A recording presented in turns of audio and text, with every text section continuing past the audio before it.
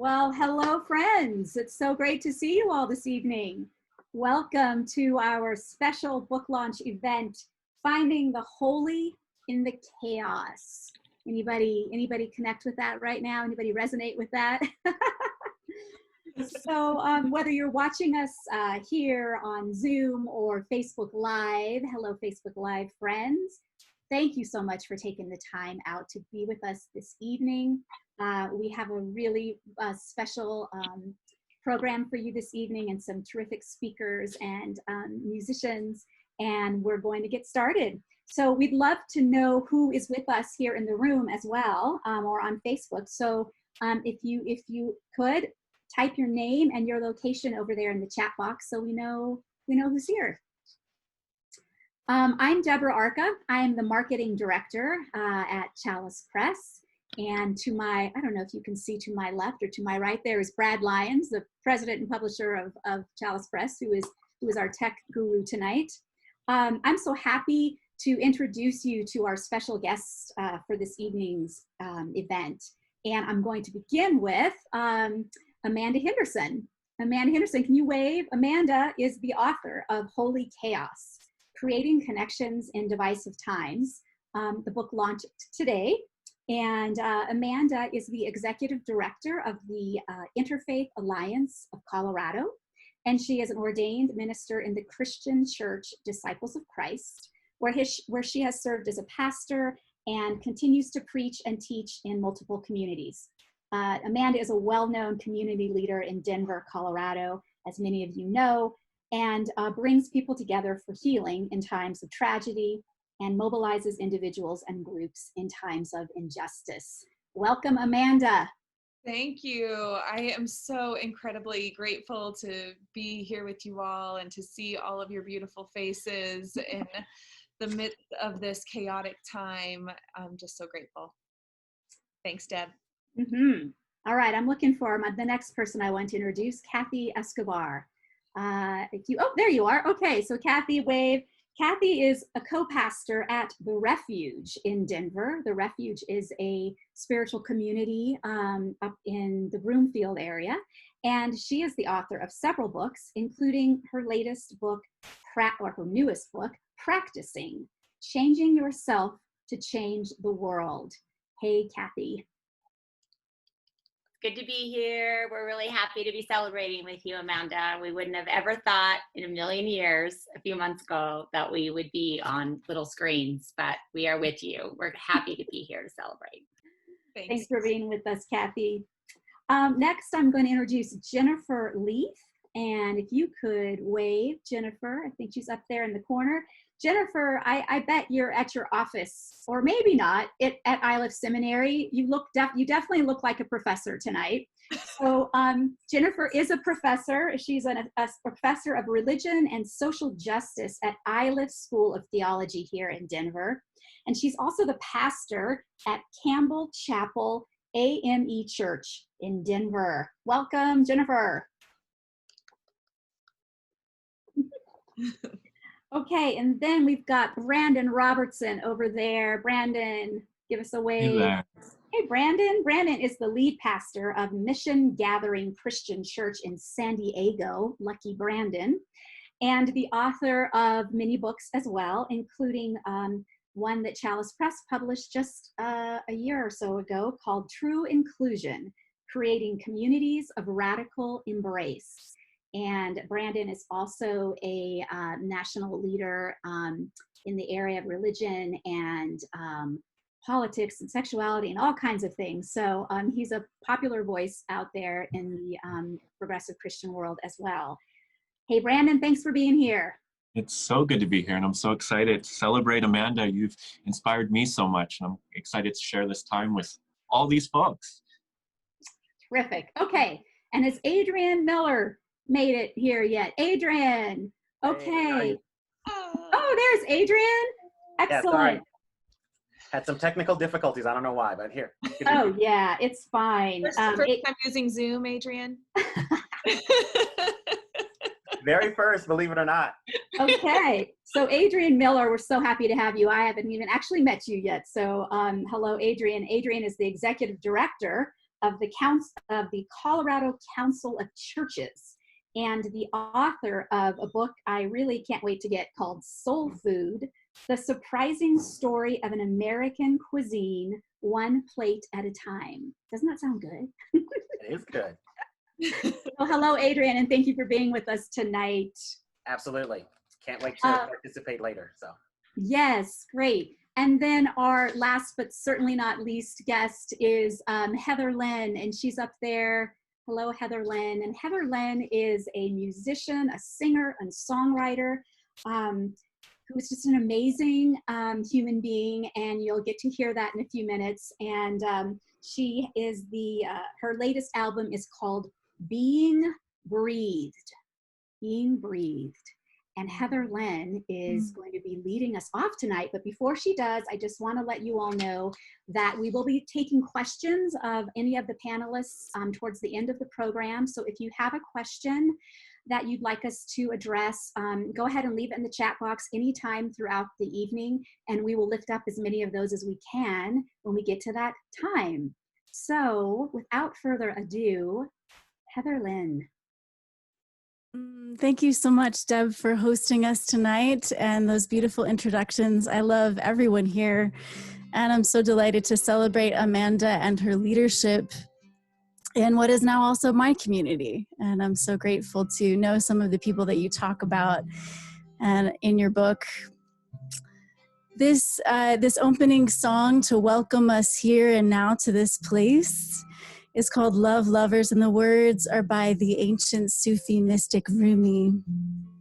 So I want to invite each and every one of you to get comfortable and to breathe and welcome your whole self here as we celebrate and reflect and be together in this way that we can be.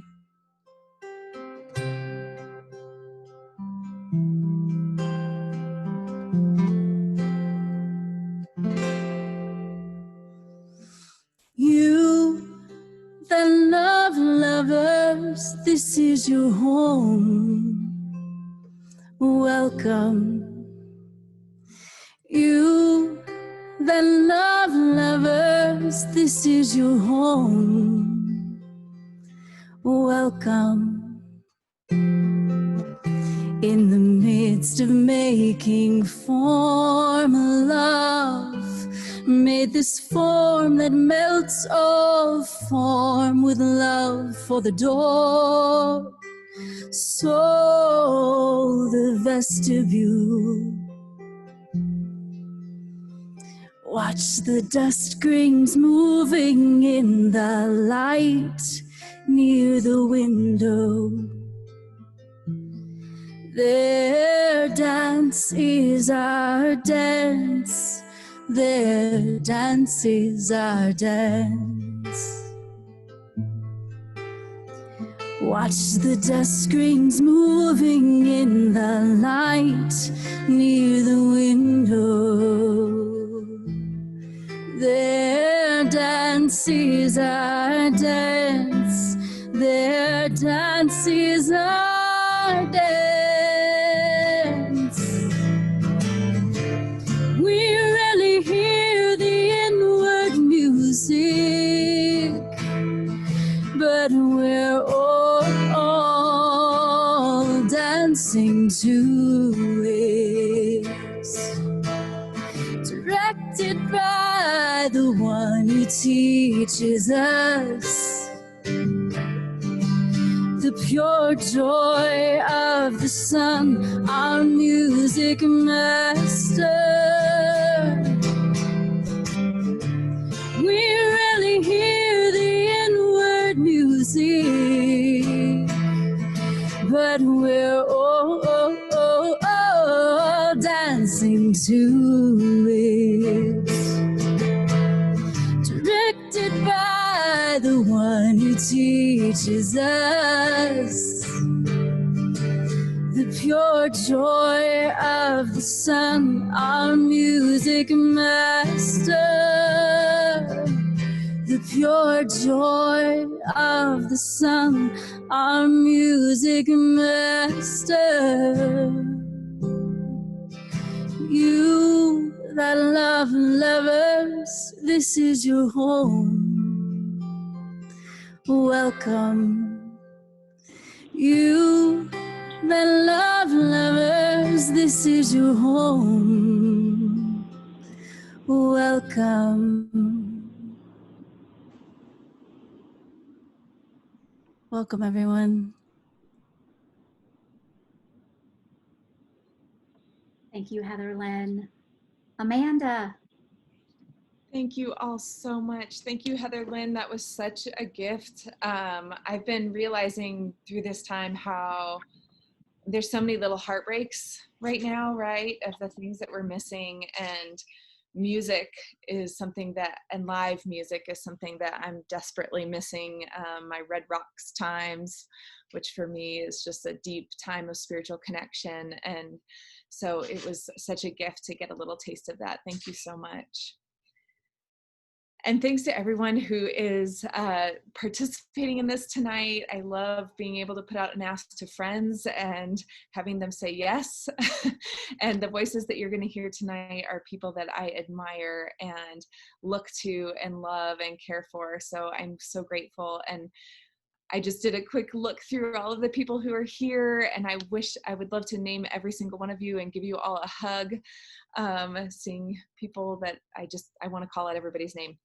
I'm going to refrain because then I would take the whole time and Deb would be like, Amanda. So I'm so grateful that you're all here. So this book, Holy Chaos, is born out of the work that I've been doing with many of you who are on the call here. I see Tawana and all of our people from Interfaith Alliance. Elisa is here, and our team who have been stepping into these messy and complicated spaces. And when I started this work about 6 years ago, I of course had no idea what I was getting into. That's how most of these kind of things start, don't they?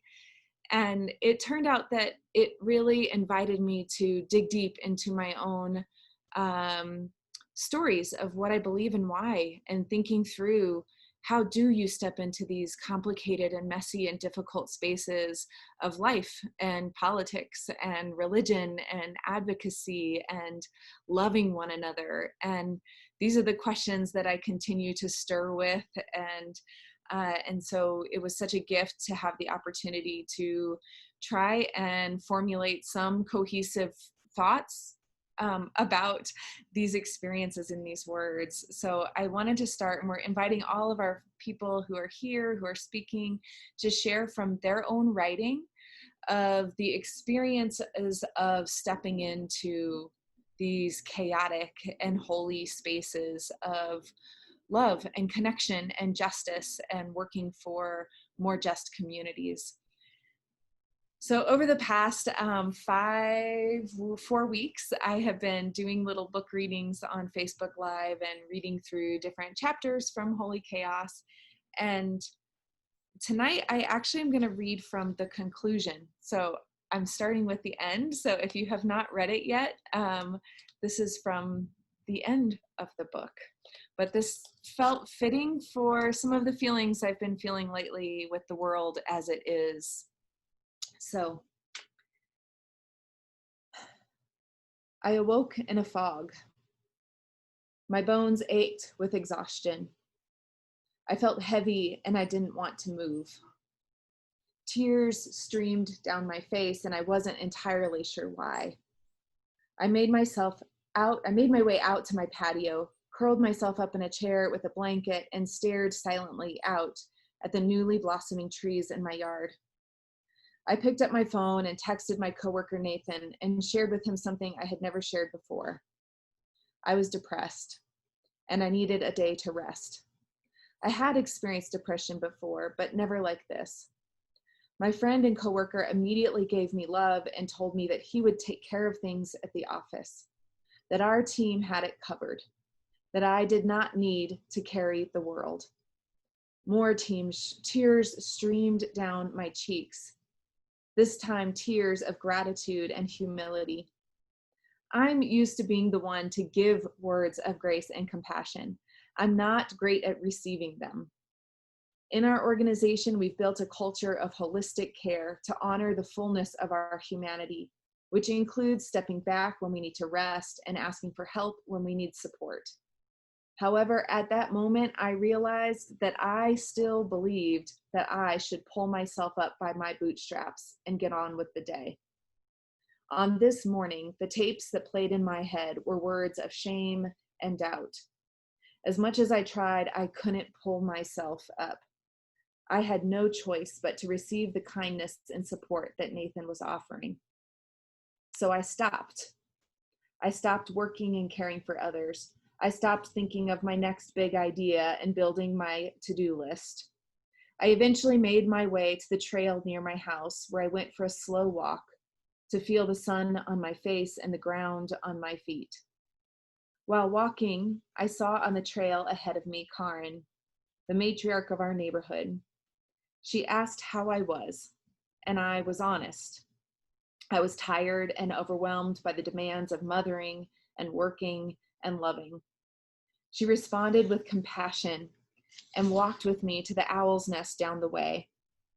For a long while, we stood and watched the great horned owl perch guard over his babies growing in the giant nest one tree over.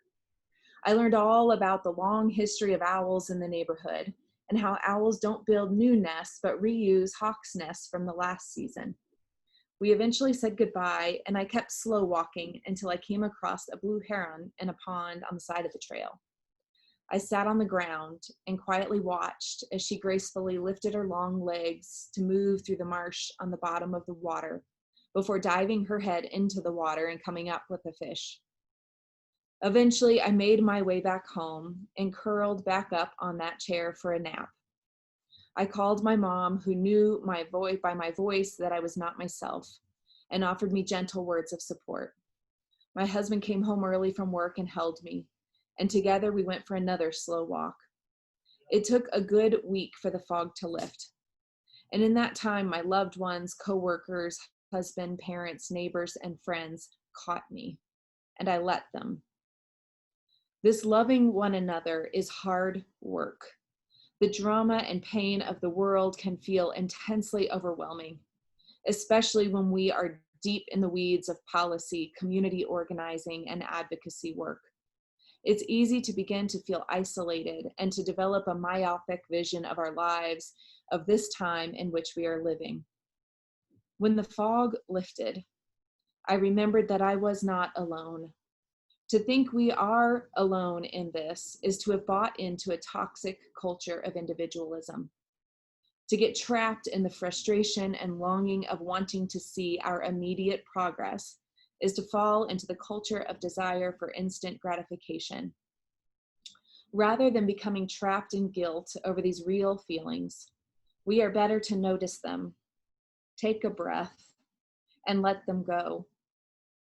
The alternative option of becoming absorbed by the paralysis of guilt is a primary tool of maintaining oppression and division. Succumbing to the rat race frenzy of killing ourselves for the sake of social change feeds division, resentment, and dysfunction. We become whole when we remember that we are in this together. My well-being is connected to yours, for better or worse. Our sacred texts are filled with story after story of people striving to survive and struggling to overcome the violence, division, and fear that is woven into our lives. We walk in a centuries-long line of people who have ached for a life of freedom and opportunity for themselves and their children.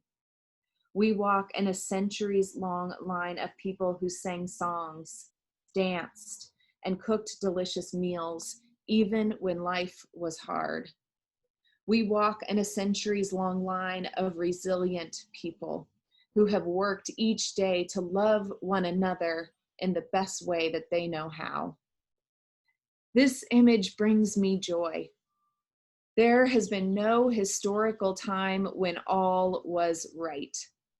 There are moments in which we briefly feel that all is right, but those moments are always fleeting. The story of our humanity is a long story of seeking to find connections and thriving in the midst of separation, struggle, and suffering. Although this may seem depressing to some, it brings me feelings of solidarity, peace, and resilience. Life is chaotic. Life is holy. Thank you. Thank you, Amanda. Mm. We're going to invite our guests now, one after another, to share their own experiences, either responding to Amanda or sharing your own experience or story of finding the holy in the chaos. And we're going to start with Jennifer. Jennifer? Good evening. Thank you so much for this time, this opportunity to share. Thank you, Amanda, so much for Holy Chaos and for sharing how life is chaotic and is holy at once, both together. This evening, I just want to share a paragraph from some writing that I am working on right now with respect to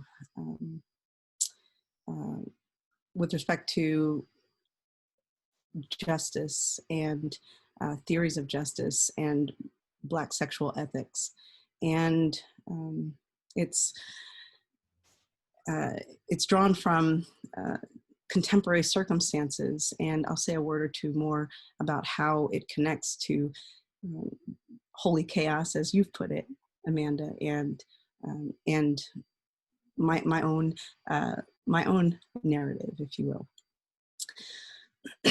A white man is videoed and pictured with his knee pressing down on the neck of a Black man. The Black man has already been restrained, handcuffs holding his arms behind his back. The Black man pleads for his life, pleads for mercy, pleads for his mother, pleads for an end to his suffocation, if not his restraint. He does not know the safe word. He does not know the safe word that will end his suffering, the violation, this tragic end to his life. There is no safe word. Even if there were a safe word, his proximity to death would not be trusted. The Dom would not believe him, that he needed mercy, that he needed relief. And since he is Black, can he even feel pain? Did he agree to be a sub? He did not. Would he? Could he agree and consent to be a sub? It does not matter, he did not. He has not agreed and consented to being a sub just by virtue of being a Black man in this territory called the United States. He can feel pain. He does feel pain. He is not without pain by virtue of being a Black man, and still the absence of the feeling of pain would not qualify him to be a perpetual sub. It would not justify his subjugation to this position. And what does it mean that the white man knew this Black man before he kneeled on his neck for 8 minutes and 46 seconds, before the Black man was dead? During the 17 years, this white man worked outside of a club as its off-duty police, while this Black man worked inside of the club, also providing security. Is there a Blacks only entry to safety? Is whites only the only safe space?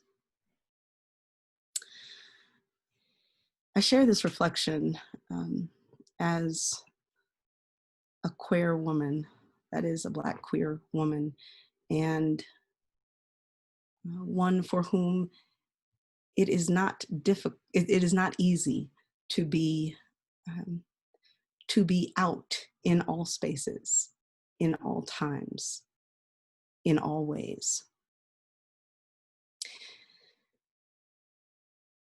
To read Holy Chaos, I have moments of gratitude for the honesty of reflection and contemplation of some of the more difficult issues that we deal with as religious people in this this land known by others as Turtle Island.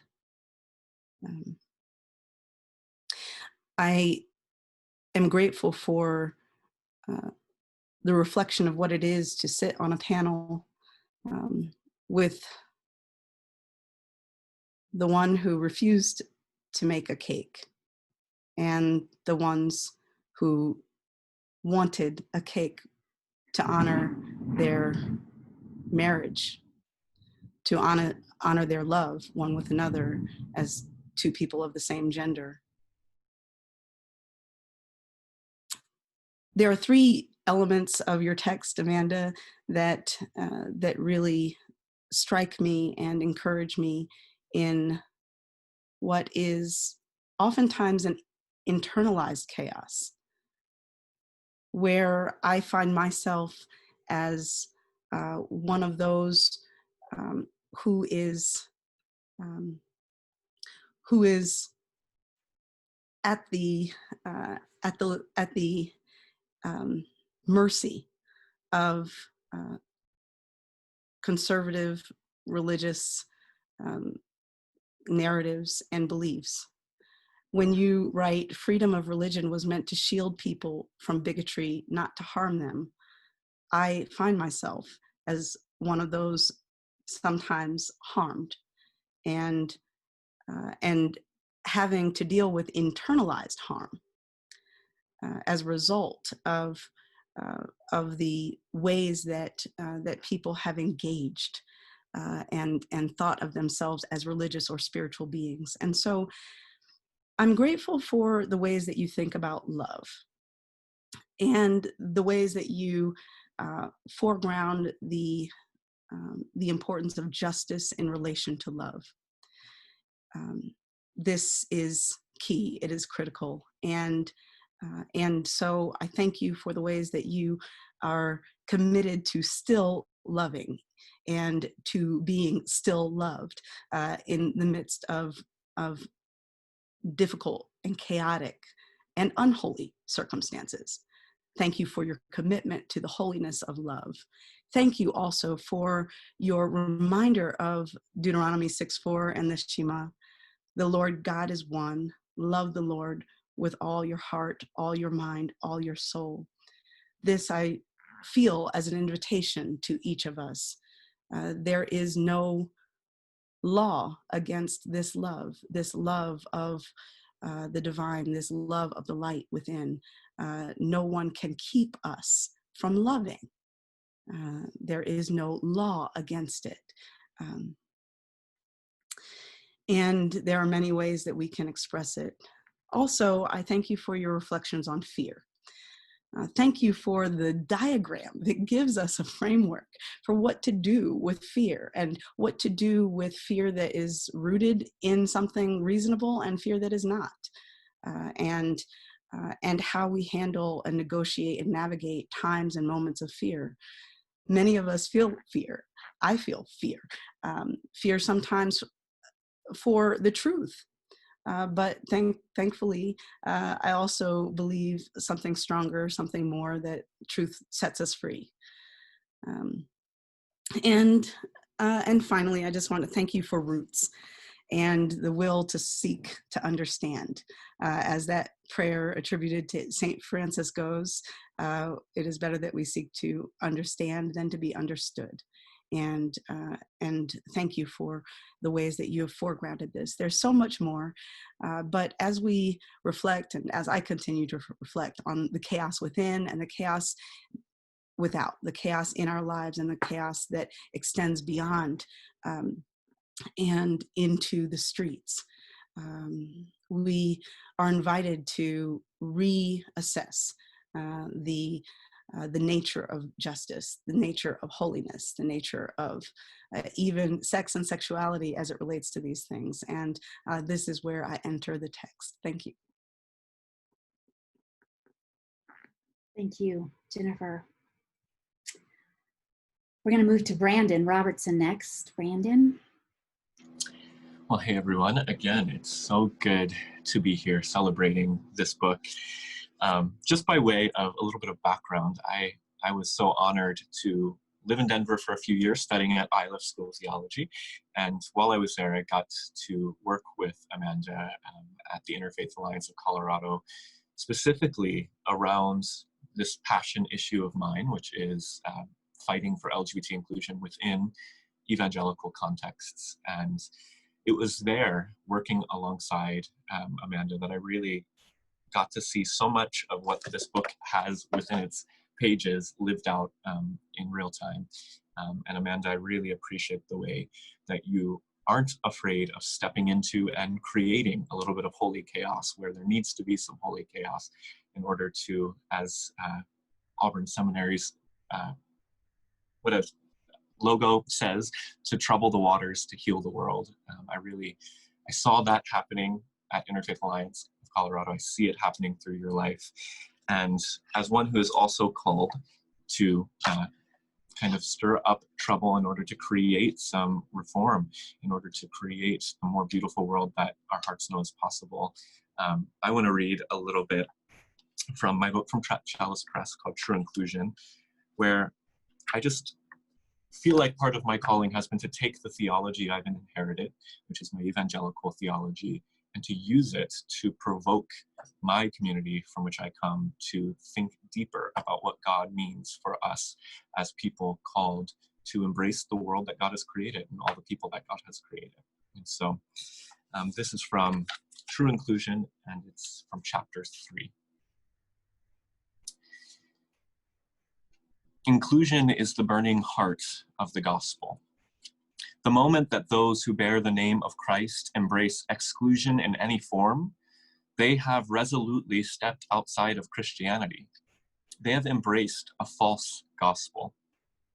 Indeed, throughout the history of the Christian movement, many, if not most, Christian sects have abandoned the inclusion imperative that Jesus embodied and have embraced a diluted gospel message that limits the scope and the power of the work of Jesus in the world. Why?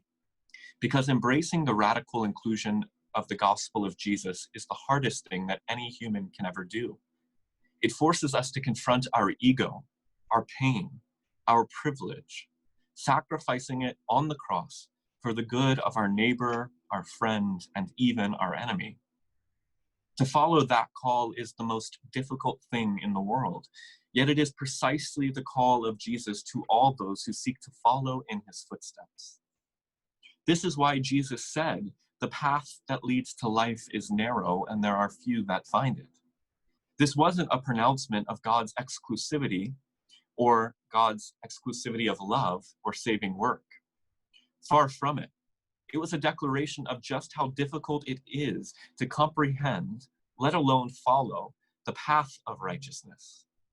The opposing road, the road of violence and selfishness, exclusion, retribution, and oppression, this is the road that truly leads to destruction, and it is certainly true that many walk upon it.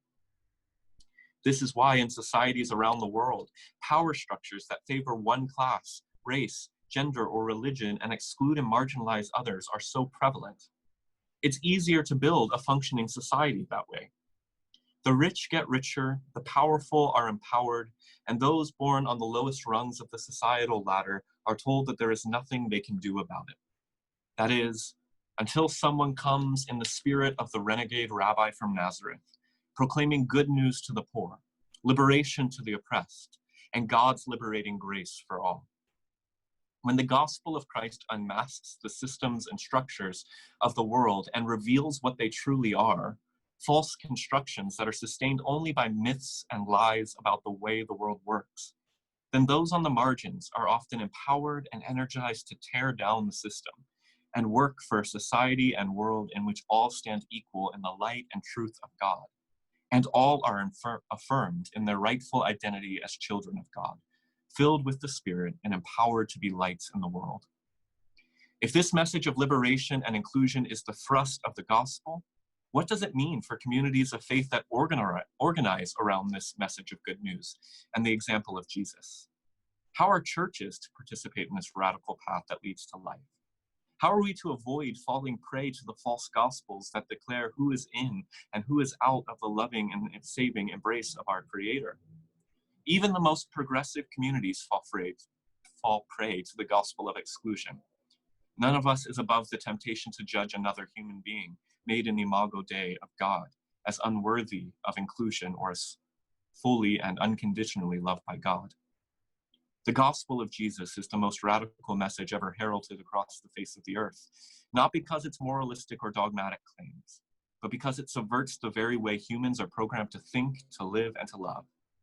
This is, after all, why Jesus was arrested and crucified.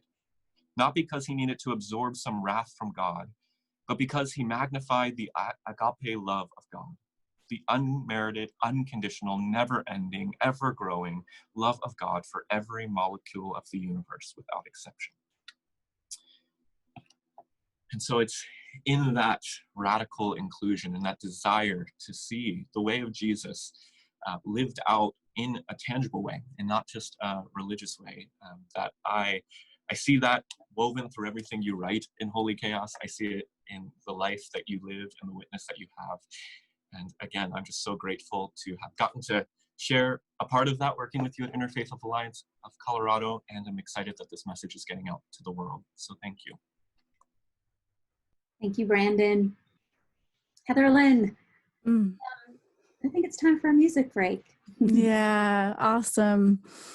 I'm loving that the theme of love is coming up for all of us so far. I wrote this song, Let Love Interfere. I started to write it when same-sex marriage became legal in Minnesota many years ago now, or several years ago. So for me, it is the combination of my evolving faith and politics.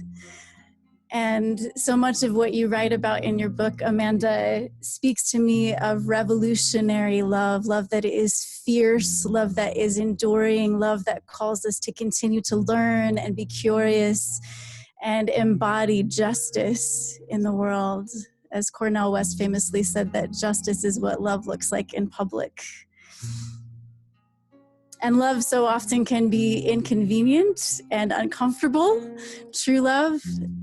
And it is this very same love, I believe, that brings true healing and transformation and unity that is not uniformity in our world. So this is Let Love Interfere. May it be so in our lives.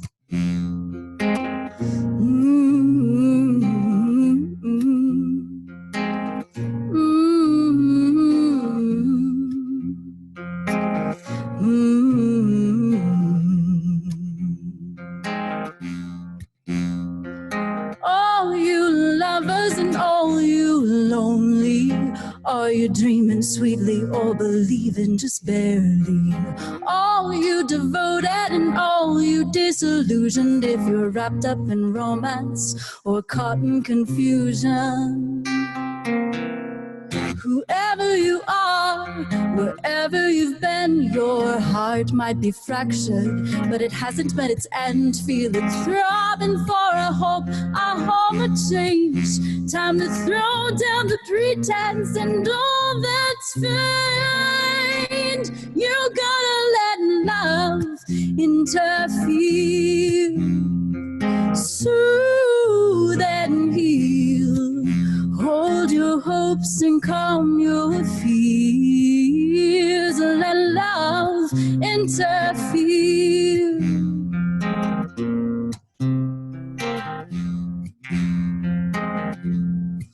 Well, it's the wisdom of the sage and the way of the seer. Love is the weaver and the wheel. Love is the longing, love the contentment, the thirst and the drink that quenches it. You gotta let love interfere, soothe and heal. Hold your hopes and calm your fears. Let love interfere. Ooh.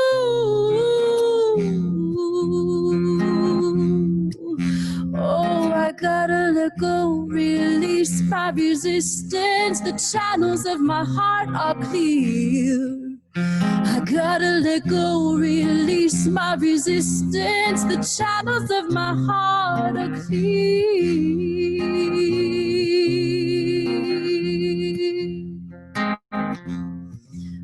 always got something to prove and somewhere to be. Here there's no ladder climbing, no lofty tiers. The place where earth and heaven meet. All your restraints burst at the seams when you let love interfere. Come closer, come near, as the rains raise the streams to wash away the weeds. Let love take it from here. Ooh, 'cause love is love is love is love is love, so let it be. Hey, love is love is love is love is love, so let it be. Oh, love is love is love is love is love, so let it be. Hey, love is love is love is love is love, so let it be.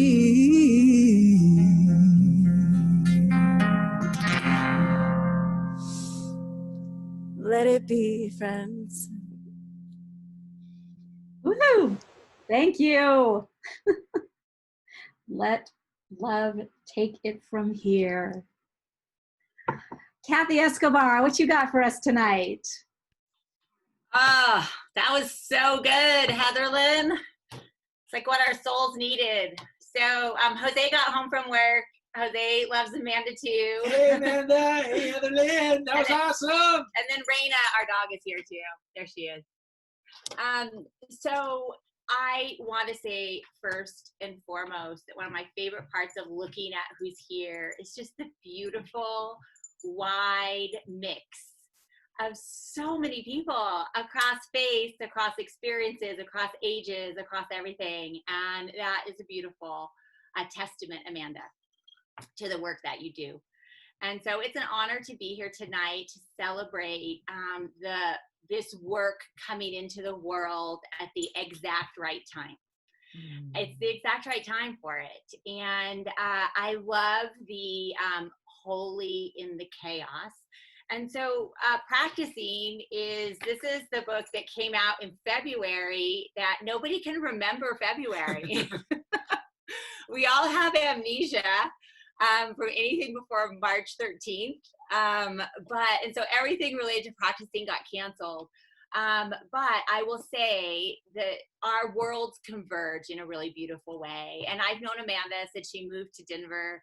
We have some mutual friends. This is before she went on staff at Interfaith Alliance of Colorado. It's really fun seeing a mix of my friends from the Multi-Faith Leadership Forum, where sometimes Amanda and I's paths cross also. And practicing really is in so many ways the same stream as Holy Chaos. And they're different. The practices in practicing, it engages with 10 practices that are not about head. They're not about knowledge. They're not about knowing more.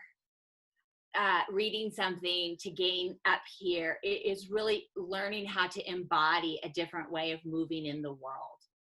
And the 10 practices, it starts with healing and then listening. And Amanda came and shared about listening with the Refuge for our practicing summer camp, and everyone left hearing from her. We gave away 3 books.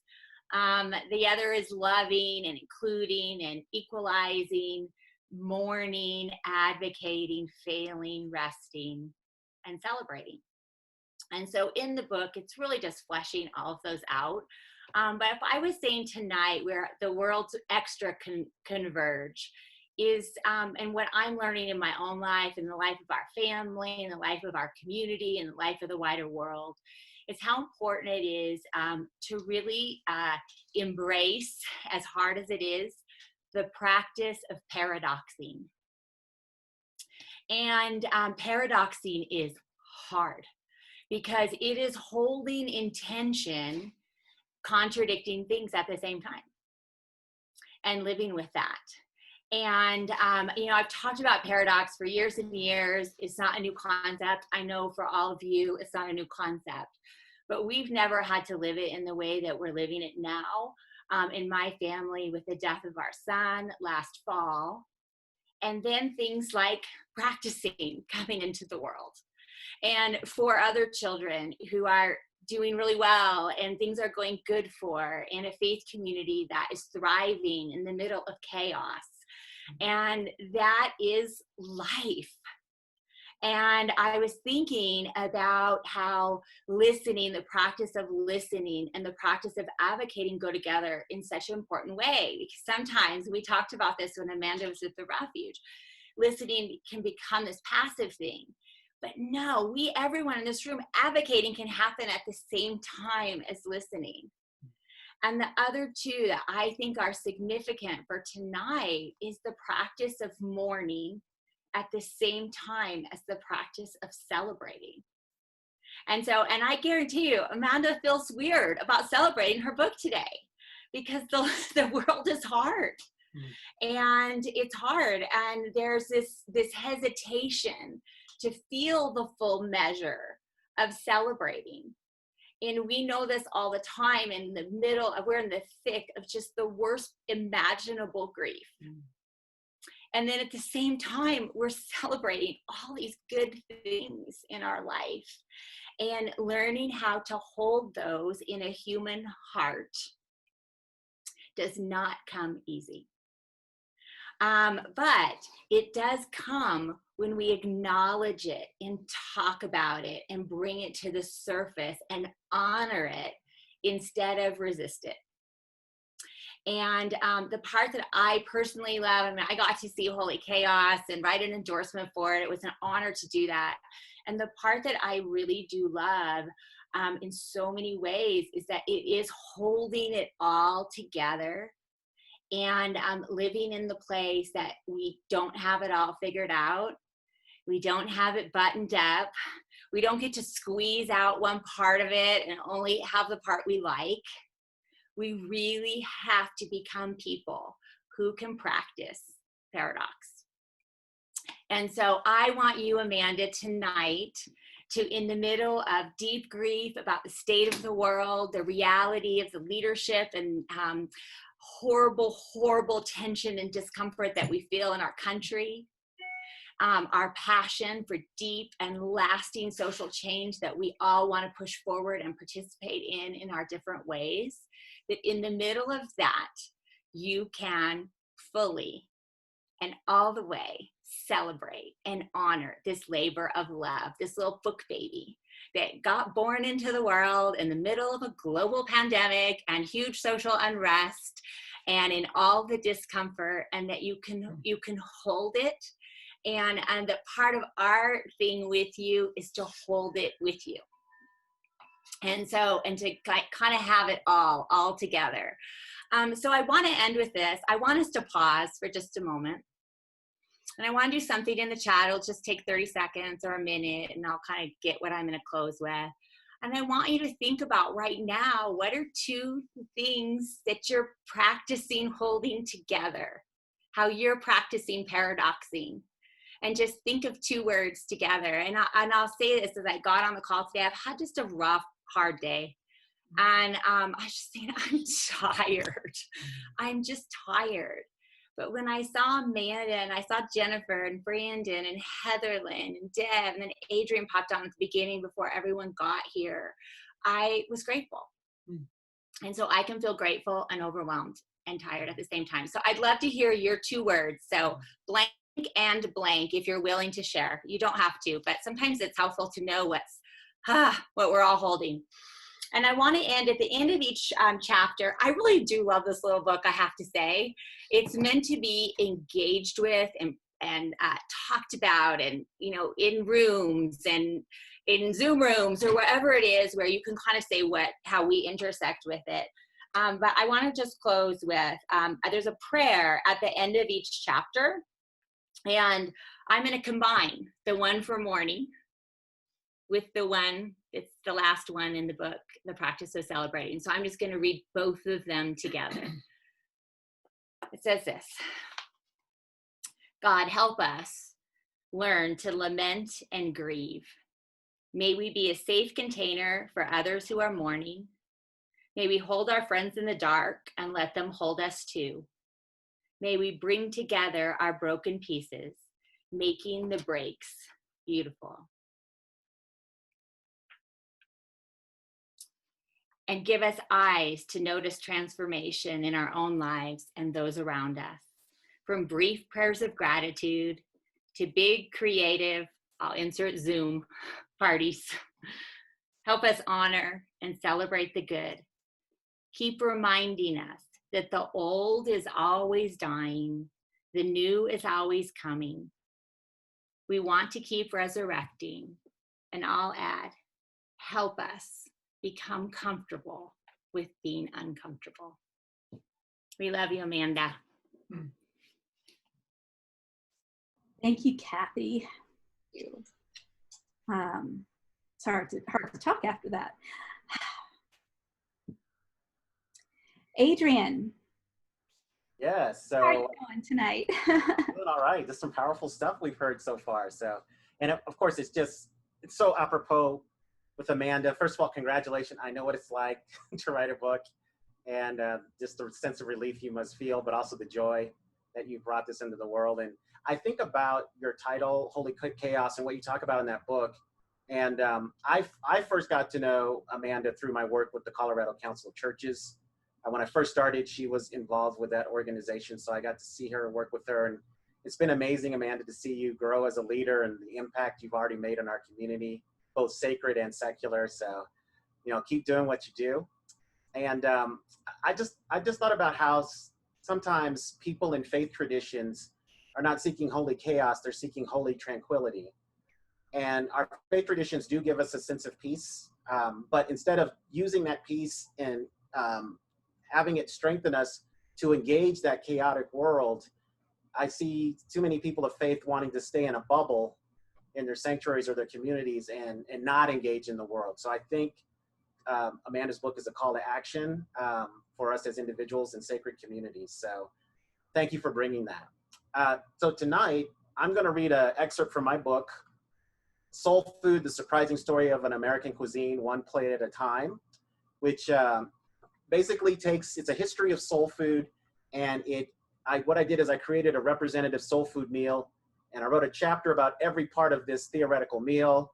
And I explained what the food item is, how it gets on the soul food plate, and what it means for the culture. So very quickly, and for those of you listening, if some part of this meal moves you, you want to say amen or yummy, whatever, you can go ahead and do that. So entrees would be fried chicken, some kind of fried fish, usually catfish, or chitlins, which are pig intestines, not for everybody, I know.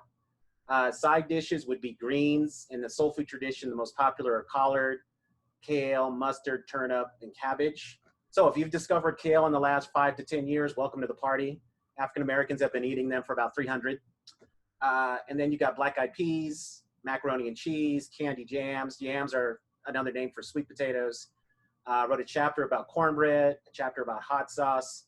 I also wrote a chapter about red Kool-Aid because I believe red drink is the official soul food drink. Now, I know there is a growing controversy because really a generational split. A lot of the youngins seem to like purple and blue. And as I wrote in my book, I do believe the children are our future, that we should teach them well and let them lead the way, but not on Kool-Aid because they're messing it up. And then for dessert, I wrote about pound cake, peach cobbler, banana pudding, and sweet potato pie. So for fried chicken, I actually took a very I took a religious approach to it. And so the title of the chapter is Fried Chicken, the Integration of Church and Plate. So I show how fried chicken gets kind of a religious connotation. So I'm going to read from the beginning of the book and then make some larger points of what that means to me. So I start off with a quote from an anonymous African-American Baptist preacher circa 1939. And he says, legend says that the chicken is a holy bird, a gospel fowl. These chicken worshipers say that in the springtime, if a rooster sees a preacher coming, he will warn all the chickens to hide and will declare war on the parson. I conclude that the chicken is an indispensable food in Virginia, not for all the crisp fried chicken. It might even be baked, and some cavalier might broil this holy bird, But not me. No, sir. As a preacher, I would not think of approaching the chicken house after dark unarmed. So then I start off the chapter with this. I had never heard of Gospel Bird or the Sunday Cluck, for that matter, until I flipped through Juba to Jive, Clarence Major's dictionary of African-American slang in the mid-1990s. According to Major, the terms have been in Southern usage since the 1930s, both being a barnyard chicken, so called because in the South, fried chicken was a favorite on Sunday, the Christian holy day, especially if the preacher was coming to dinner. I could not help but laugh. Only my people could invent these expressions.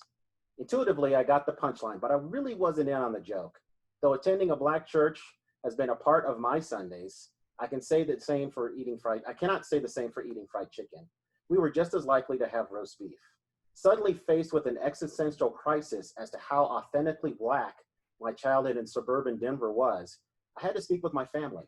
As it turned out, simply asking my Southern-born and bred parents chilled me out. Apparently, I was born in the wrong place and the wrong time. For my parents, the Gospel Bird was a Sunday regular, carrying on a practice from enslaved times, rooted in West African religious belief.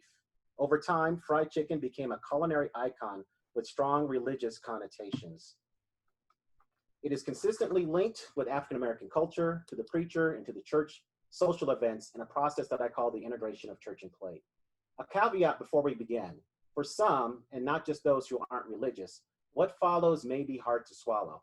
A familiar practice for Black preachers is to tease their audience about forgetting their roots. In that context, fried chicken is used as a symbol of humble background or unpretentiousness. Now, I myself would have no trouble believing this had I not personally and frequently witnessed Black preachers using fried chicken to illustrate their points. Seriously, do any clergy outside the Black church actually preach using fried chicken? While others may not invoke fried chicken with the same fervor, many people eat some form of chicken on their days of religious observance. French Christians got a lot of boiled chicken after King Henry IV, 1553 to 1610, declared, "I desire that every worker in my kingdom shall be able to have a chicken in the pot on Sunday." Raymond Sokoloff, who has written extensively on Jewish foodways, once quipped, 100 million Sabbaths have begun on Friday nights throughout the Jewish universe with a roast chicken. In the South, fried chicken gets the nod on Sundays. And this is a shared tradition for Blacks and whites. In 1897, the Atlanta Constitution saw the connection and reported with some perplexity why fried chicken should invariably be the accompaniment for religious outings, such as camp meetings and Sunday school picnics, has never been explained. And they were talking about white people.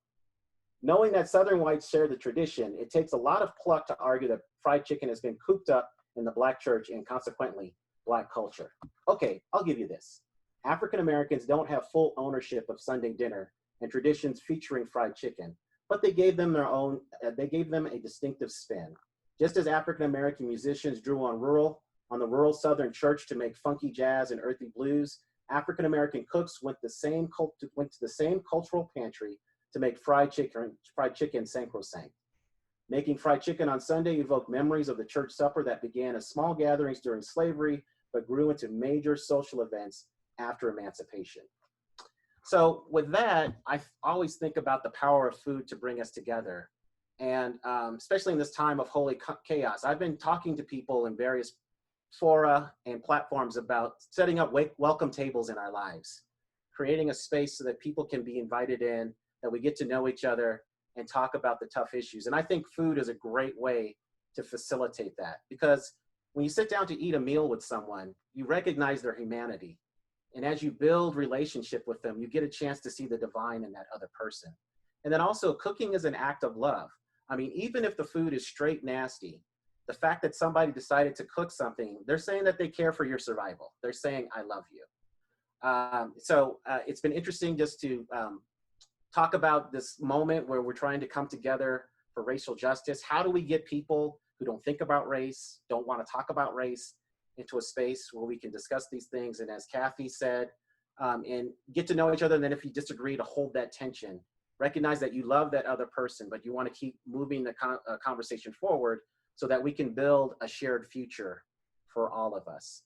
So I return to Amanda's work. I think in her way, she's doing that. And again, because she's such a leader in our community, I hope that many will heed the call and be spurred to action and try to create holy chaos in this time. Thank you for the opportunity to share. Thank you, Adrian. I just know that all of us wish we were leaving the Zoom and going to a potluck together. I so want to have a potluck with all of you right now. Fried chicken in the middle. Yeah. I've got 17 chickens over here. We can come have our pick. Adrian, I've been threatened to have you come over. Actually, we had one last night that didn't make it, so I should have called you. We could have fried it up for today. We have the circle of life in our house. Thank you all so much. I feel like the words of wisdom and the weaving of the different themes so embodies what I have hoped for and felt stirring in birthing this book baby, as Brandon said, that just tying together and holding this paradox of the wildness of days and times and the holiness that enters like breath and fills us and connects us and ties us together. And I also feel deeply that I sometimes forget that this is our lifelong story. This is our centuries old story, that from the beginning, people have been navigating these chaotic waters and holy ground. And this is what we're called to. And to me, the deepest call within that is to connect with one another and to see each other. And so it's been such a gift this evening to see each of you in the little Brady Bunch boxes, I call them. It's a gift to see your faces. So, and if you haven't had a chance to look at the comments, they're amazing and fun and wonderful and thoughtful. And we have some room now for some questions. If people have some Q&A, I invite you to put them up in the chat box. And then Deb's going to lead us in those questions if we have any come up here. I mean, we may or may not have questions. I think we've been having such a great time hearing all these stories, and I know I've been moved. There's no questions coming out of me, just a lot of gratitude. So we're getting close to an hour. We have a few more things we want to do. I mean, we'd love to, if you have a question, put it in the chat box right now and we'll lift it up. If I don't see a question here in another minute, we can move on. We have a kind of a final poem and a closing song. And so in this meantime, I will just say thank you again so much for the guests that joined us tonight. I think you got a lot of new resources, be it books, practicing soul food, true inclusion, an album perhaps being breathed by the amazing Heather Lynn, and of course Holy Chaos, which just shares an abundance of beautiful, inspiring, very honest, intimate stories about life at the intersection of faith and politics. And Amanda's stories are so warm and funny. I love the story, Amanda, of you walking in to testify on the floor of the House, right? The city house. What do we call it? Yeah, at the legislature. The legislature. With that from Facebook when right, with two mismatched shoes. So this is how we walk through the world right now as leaders in mismatched. Not even slightly mismatched. One was brown, one was black, and they were different heights. Yes. How does that happen? That's right. So I think we should just go ahead and let's move to our closing. And thank you again, Kathy and Adrian and Jennifer and Brandon and Heather Lynn for being here this evening. And thank you all for being here as part of our spiritual potluck, all of the rest of you that joined us this evening. And I'll let Amanda lead us on out here. We are going to read a poem together, those of us who spoke tonight. So this poem is called To Be of Use by Marge Piercy. The people I love best jump into work head first, without dallying in the shallows, and swim off with sure strokes almost out of sight. They seem to become natives of that element. The black, sleek heads of seals bouncing like half-submerged balls. I love people who harness themselves in ox cart, who pull like water buffalo with massive patience, who strain in the mud and the muck to move things forward, who do what has to be done again and again. I want to be with people who submerge in the task, who go into the fields to harvest and work in a row and pass the bags along, who are not parlor generals and field deserters, but move in a common rhythm when the food must come in or the fire be put out. The work of the world is common as mud. Botched, it smears the hands, crumbles to dust. But the thing worth doing well done has a shape that satisfies, clean and evident.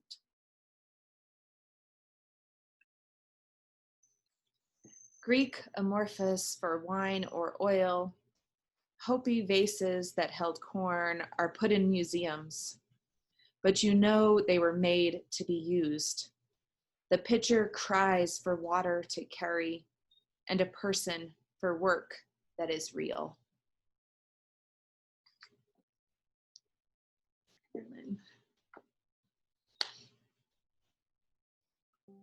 Beautiful. Wow, thanks everyone. Here's a song of blessing to send us on our way into the rest of our lives. Depending on your faith or religious background, it could be a benediction or a magic spell. It's called Ever.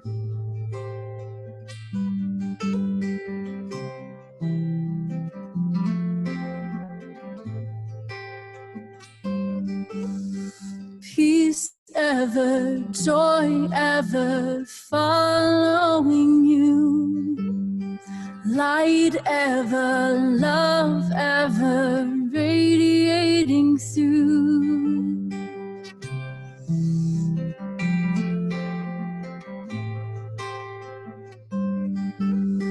Hope ever, faith ever strengthening you. Life ever, breath ever nourishing you. And everywhere you go, may you always be home. And everyone you meet be messengers of peace. Let your light shine through, and your heart ever be true. Move in grace and gratitude, and walk in wisdom, sharing all that's good. Peace ever, joy ever following you. Light ever, love ever radiating through. And everywhere you go, may you always be home. And everyone you meet be messengers of peace. May we choose courageously. May we hope defiantly. May we love outrageously and walk on lightly in humility. May we choose courageously. May we hope defiantly. May we love outrageously and walk on lightly in humility. Beauty and laughter ever filling you. Friendship, affection surrounding you.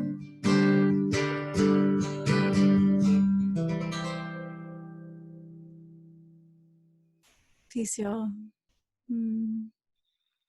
Thank you so much, Heather Lynn. Thank you all for being here. Have a beautiful night. Happy birthday, Holy Chaos. Thank you all so much. I am so grateful to see each of your faces and names, and grateful for the love and support on this whole path. And I'm with you, and I feel you with me. So thank you.